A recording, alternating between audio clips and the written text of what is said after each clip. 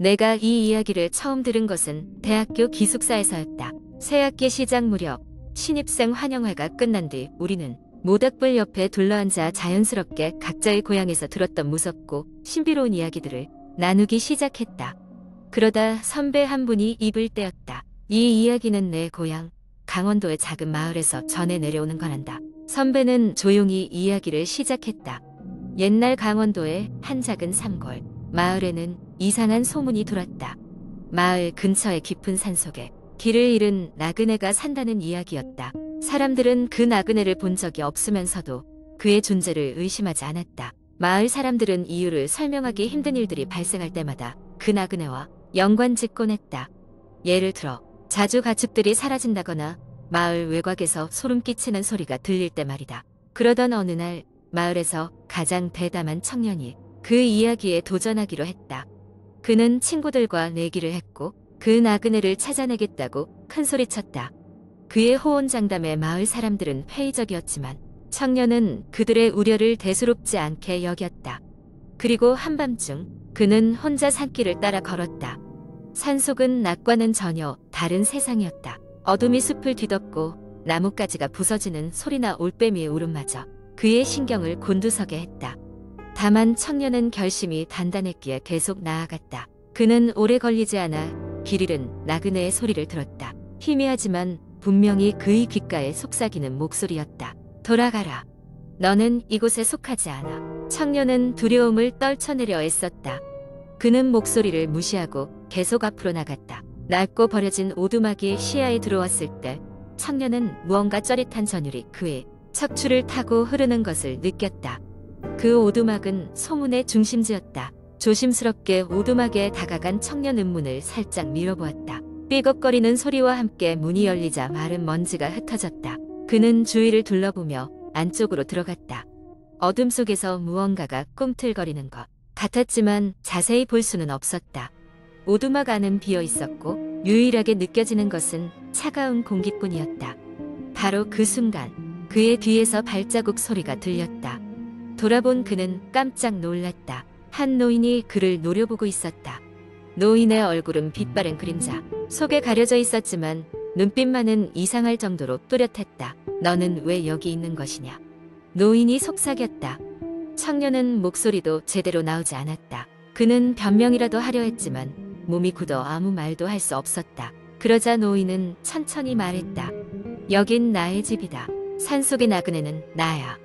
청년은 그 자리에서 정신을 잃고 쓰러졌다. 얼마 뒤 눈을 떴을 때 그는 산 아래에 있었다. 마을 사람들이 걱정하며 그를 찾아낸 것이었다. 그가 어쩌다 그곳까지 왔는지는 알 수 없었지만 마을 사람들은 그가 소문이 사실임을 증명한 것이라고 믿게 되었다. 그날 이후로 아무도 그 산에 대해 함부로 이야기하지 않았다. 젊은이들도 그 산 근처에 가지 않기로 했다. 나그네의 존재는 확인된 것이나 다름없었으니까. 그리고 그 노인을 본 이후 그 산은 더욱 불가사의한 존재가 되었다. 이야기가 끝났을 때 우리 모두는 조용히 주변을 둘러보았다. 어딘가에서 갑작스러운 바람이 불고 지나갔다. 마치 그 나그네가 우리의 이야기를 듣고 있는 것처럼 말이다. 그날 밤 나는 쉽게 잠들지 못했다. 생각은 꼬리를 물었고 강원도의 깊은 산속이 자꾸 머릿속에서 떠나지 않았다. 두 번째 이야기는 몇 년 전 내가 대학생이었을 때 여름방학을 맞아 친구들과 떠난 여행에서 시작된다. 친구들은 나를 비롯해 총 4명이었고 우리는 부산 근교에 위치한 작은 산골 마을로 여행을 떠났다.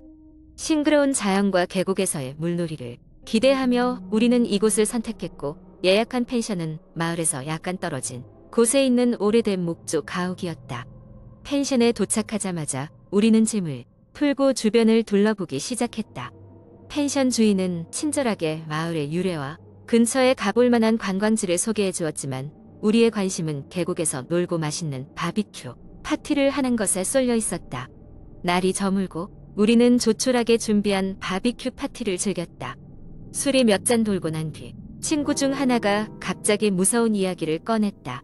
예전부터 전해 내려오는 이야기라며 말이다. 이 마을의 전설에 따르면 한때 이곳에는 정신 이상자들이 모여 사는 수용소가 있었고 그곳에서 탈출한 한 사람이 마을 주민들을 공격했던 사건이 있었다고 했다. 그 사람은 경찰에 붙잡히기 직전까지 숲속에 숨어 지냈고 지금도 그의 망령이 돌아다닌다는 것이다. 우리는 웃으며 무서운 이야기를 마무리했고 밤은 그렇게 깊어갔다. 그러나 그날 밤 난 이상한 기분에 쉽게 잠들 수 없었다. 창밖에서 무언가 알 수 없는 소리가 들려왔다. 처음에는 바람에 나뭇가지가 흔들리는 소리라고 생각했지만 그 소리는 점점 더 내게 가까워지는 듯했다. 그리고는 마치 누군가 낮게 웃는 소리처럼 들렸다. 심장이 쿵쾅거리기 시작했고 난 이불을 뒤집어 쓰고 귀를 막았다. 그렇게 두려움에 떨다 잠에 들었던 것 같다. 다음 날 아침 친구들에게 이 일을 이야기하자 모두 웃으며 나를 놀리기 시작했다. 하지만 나뿐만 아니라 다른 친구들도 이상한 꿈을 꿨다고 했다. 어떤 친구는 어두운 숲속을 걷고 있었고 또 다른 친구는 누군가 자신을 지켜보고 있는 느낌을 받았다고 했다. 이틀째 밤이 되자 우리는 다른 곳으로 숙소를 옮길까 고민하기 시작했다. 그러나 늦은 밤 갑자기 비가 쏟아지기 시작해 우리는 어쩔 수 없이 펜션에 머물러야 했다. 그날 밤 나는 결정적인 소름 끼치는 경험을 하게 되었다. 자정쯤 비가 잠잠해진 틈을 타 밤 공기를 쐬고자 펜션 밖으로 나섰다. 그런데 저 멀리 숲속에서 형체가 모호한 무언가가 움직이는 것을 목격했다. 그것은 사람의 형체였지만 기이하게도 땅에 발이 닿지 않고 부유하듯 움직였다. 게다가 그 형체는 빛에 반응하지 않는 듯 어둠 속에서 검은 실루엣만이 보였다. 나는 순간적으로 몸이 굳어버렸고 그 형체는 나를 향해 다가오는 듯했다. 얼른 몸을 돌려 펜션 안으로 달려들어왔다. 친구들이 내 다급한 얼굴을 보자 무슨 일이냐고 물었고 나는 방금 본 것을 설명했다. 친구들은 그제서야 농담이 아니란 걸 깨닫고 얼굴이 굳어졌다. 우리는 방에 불을 모두 켜고 4명이 모여 앉았다. 어느 덧밤도 깊어지고 어쩔 수 없이 같이 잠을 청했다. 다음 날 아침 우리는 펜션 주인에게 이 일을 이야기했다. 주인은 잠시 생각에 잠기더니 오래전 근처에서 있었던 사건이 떠오른다고 했다. 아주 예전에 실종되었던 한 주민이 있었는데 그의 유령이 숲속을 떠돈다는 소문이 있었다고 했다. 물론 믿을 수 없는 이야기지만 우리는 이미 그저 흘려 넘길 수 없었다. 여행은 계획보다 일찍 끝났고 우리는 집으로 돌아왔지만 그 여름의 경험은 오랫동안 우리 모두의 마음에 남았다. 아직도 가끔 친구들끼리 만나 그날 밤의 이야기를 떠올릴 때면 등골이 오싹해지는 것을 느낀다. 그 형체는 도대체 무엇이었을까? 어쩌면 우리는 정말로 그곳에 남아있는 영혼과 마주쳤던 건 아닐까? 세 번째 이야기. 한국 인터넷에서 자주 볼 수 있는 공포썰 중 하나를 장황하게 풀어보겠습니다. 이야기는 한 젊은 대학생인 수진에게 벌어진 기묘하고도 섬뜩한 경험을 다루고 있습니다. 수진은 서울의 한 오래된 기숙사에서 살고 있었다.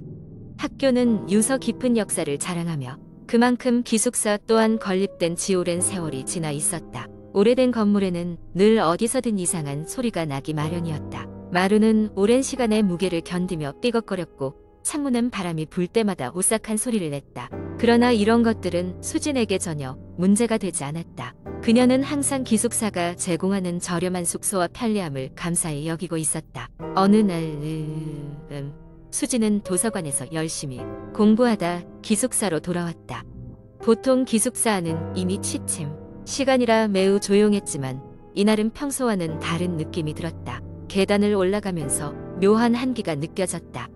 반사적으로 그녀는 뒤를 돌아보았지만 복도는 텅 비어 있었고 아무것도 보이지 않았다. 방에 들어와 문을 잠근 후 언제나처럼 노트북을 켜고 조금 더 공부를 하기로 했다. 방은 조금 춥게 느껴졌지만 감기에 걸릴까봐 그녀는 히터를 켜는 대신 이불을 둘러쌌다. 시간이 흘러 새벽 2시가 되었을 때 피로와 졸음이 쏟아지기 시작했다. 그 순간 문 밖에서 무언가 긁히는 소리가 들려왔다. 마치 누군가 문을 긁는 것 같은 소리였다. 수지는 소리가 환청인지 확인하기 위해 노트북을 닫고 소리에 집중했다. 긁히는 소리는 계속해서 들려왔다. 그녀는 무서움에 잠시 망설였지만 결국 조심스럽게 일어나 문 쪽으로 다가갔다. 문 안쪽의 작은 구멍으로 밖을 살폈으나 아무것도 보이지 않았다. 문을 열 용기를 낼 수 없었던 수지는 다시 침대로 돌아왔다. 그 순간 창문턱을 긁는 소리가 이번에는 방 안으로 들려왔다.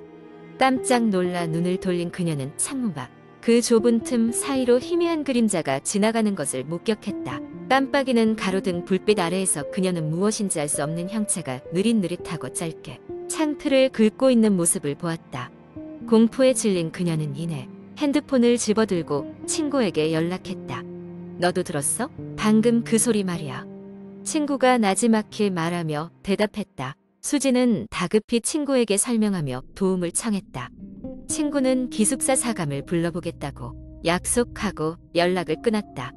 사감이 오기까지 시간은 너무도 느리게 흘러갔다. 수지는 방 안에 불을 모두 켰고 강한 빛이 방 안을 환하게 만들었지만 이상한 소리는 사라지지 않았다.